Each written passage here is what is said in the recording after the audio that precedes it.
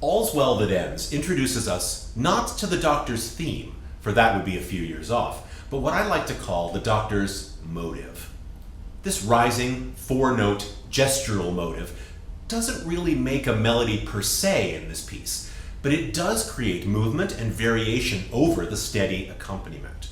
And although here this motive is not explicitly or exclusively connected with the character of the Doctor, it soon would be, as you will hear through upcoming arrangements.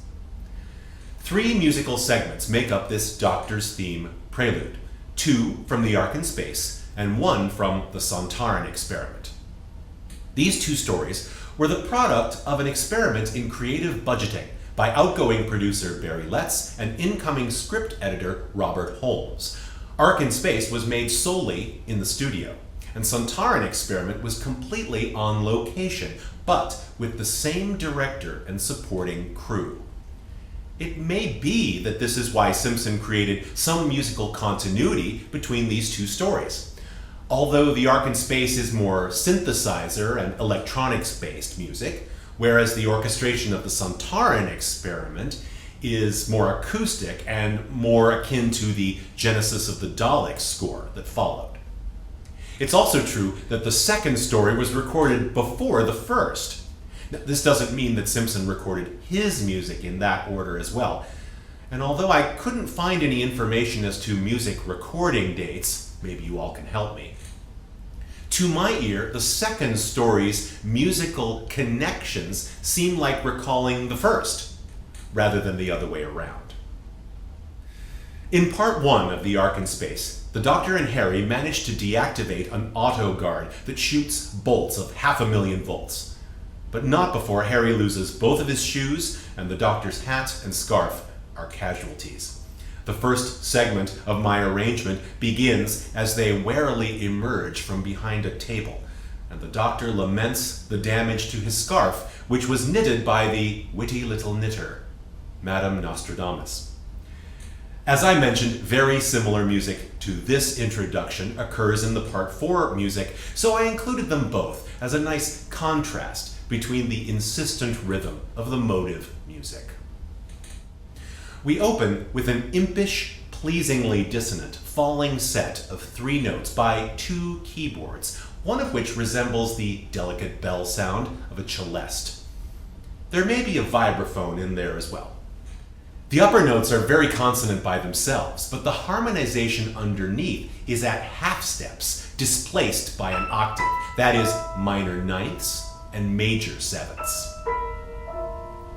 A second set follow at a slightly stretched rhythm, briefly suggesting E major, but quickly returning to major seventh dissonances.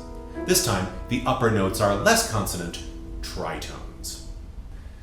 Emerging from these crystalline tones are 2 clarinets, one emerging from the unison of the other.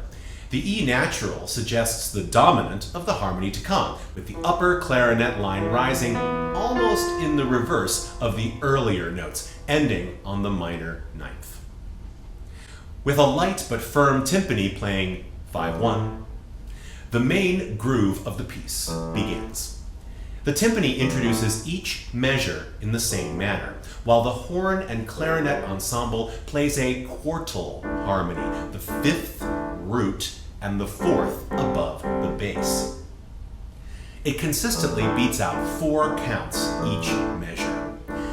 This harmony is suspended, that is, neither major nor minor.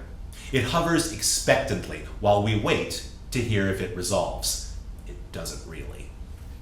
The basic pattern in this first phrase is 2 measures of the A suspended harmony, followed by 2 measures of the G suspended harmony. In the second of these 2 measures, we hear the Doctor's motive. 4 notes, rising in steps, in 8th notes. This melody, played by an electric keyboard of some kind, has a very ringing, bell-like sound, probably the same celeste-like instrument heard earlier. Because of this, I decided to play each of these motives in a special way. Rather than playing with an expected legato, I hold on to each note in turn, so they all continue to ring together. The melody above the A harmony starts on the 5th and proceeds up using the natural minor scale, but ends on a surprise major 7th, G sharp. The melody above the G harmony also starts on the 5th, rising up in steps until the last note, which jumps slightly to the same end note. You'll notice in the performance that because the motive is active only on alternate measures, and the insistent harmonic beats are so crucial to the feeling of this piece, I reach down with my right hand to take some of the burden. The left hand plays the timpani bass part, so this scheme allows the harmony to be as uninterrupted as possible. The A harmony and motive repeat exactly in the next two measures, and in the third measure, the G harmony begins to repeat, but concludes the phrase in the fourth measure by switching back to the A harmony. The motive above, previously in a higher register, comes down an octave to be played by both keyboard and a muted horn. The motive itself is transposed down a fourth, starting on the second of A and concluding on the augmented fourth. This more tense ending signifies the end of the scene, as Harry regards his shoeless feet, while elsewhere, Sarah is being irradiated for her 1,000-year hibernation.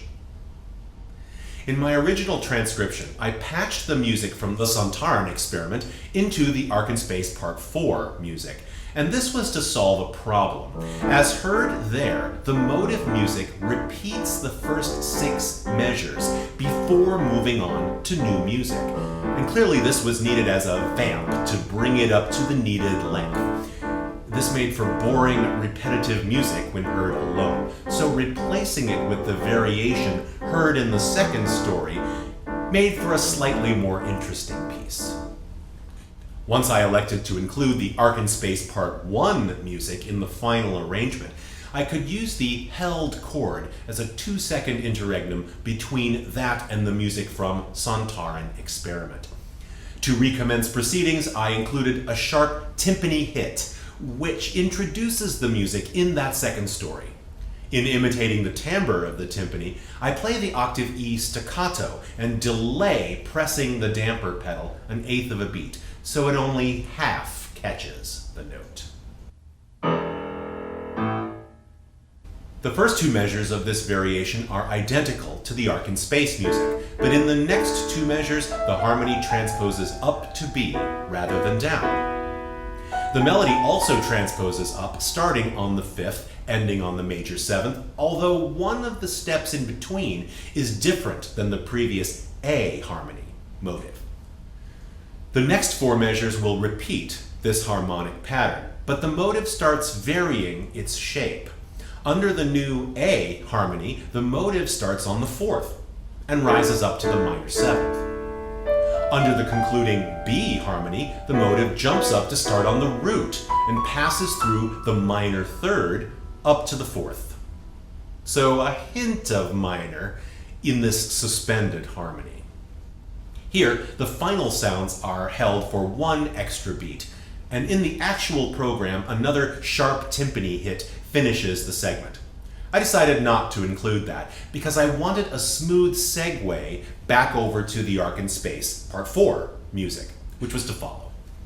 With this second phrase's melody ending on E and the final longer segment also starting on E, this was the segue I was looking for.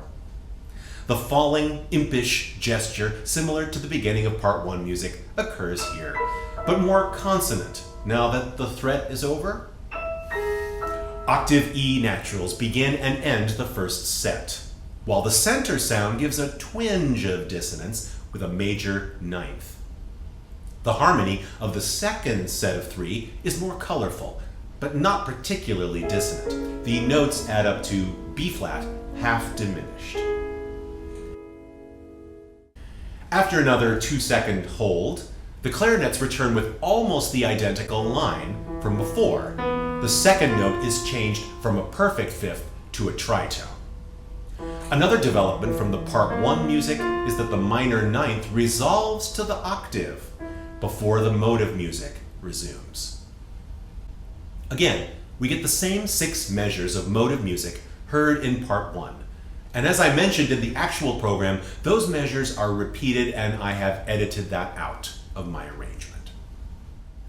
After those 6 measures, a new phrase begins starting on the B suspended harmony, alternating with the A harmony, essentially a transposition up a whole step of the original 4-bar phrase. Here, the melody, or rather motive, begins a new variation, starting on the minor 7th and rising up to the minor 3rd, using the A Dorian minor scale as a source. Although if B is the new home key, that would be B Phrygian.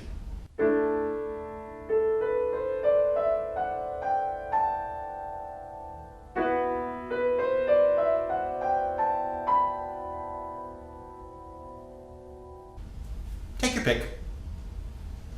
The final 2 measures of this 8-bar phrase breaks the constant harmonic accompaniment and holds an A minor 7 chord for 2 measures, while the keyboard has a melodic solo. The same 8-bar phrase repeats again, replaced in the last 2 measures with a different melodic solo. An extension follows with a final harmony of B flat 7, flat 5, although it could be E7 flat 5, considering what comes next. After the final chord rings for a moment, the piece ends with a punch from horn and percussion. Although the sound is probably just a single note, there's a fullness and resonance that I tried to capture by including the 5th and octave lightly above, played imperceptibly under the final E. How then should I define the Doctor's motive? Obviously, the 4 notes rising stepwise is its basic characteristic, but even within that melodic cell, we've heard many variations in the patterns of whole steps or half steps or the relative starting note to the harmony. Going forward, in identifying more Doctor's motive music, it was important to listen for this admittedly simple musical shape, but also connect it to the action on screen. When this motive is heard accompanying the Doctor's appearances, such moments became candidates for transcribing. In the second movement, you will hear many varied musical moments from several stories that would build up and hasten the evolution of the Doctor's theme. Of course, I'm still trying to proceed chronologically in the project, so if you are anxious to hear the second movement, me too. But we'll have to wait.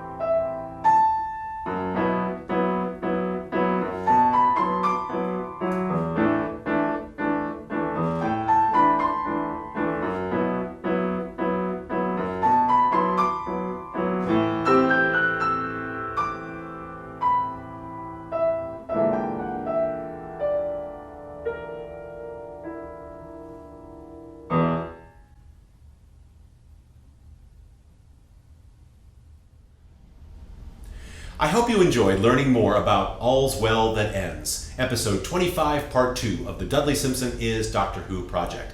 As I mentioned, there's more Doctor theme music to come, but not right away. Stay tuned. Subscribe, like, share, and comment. See you next time.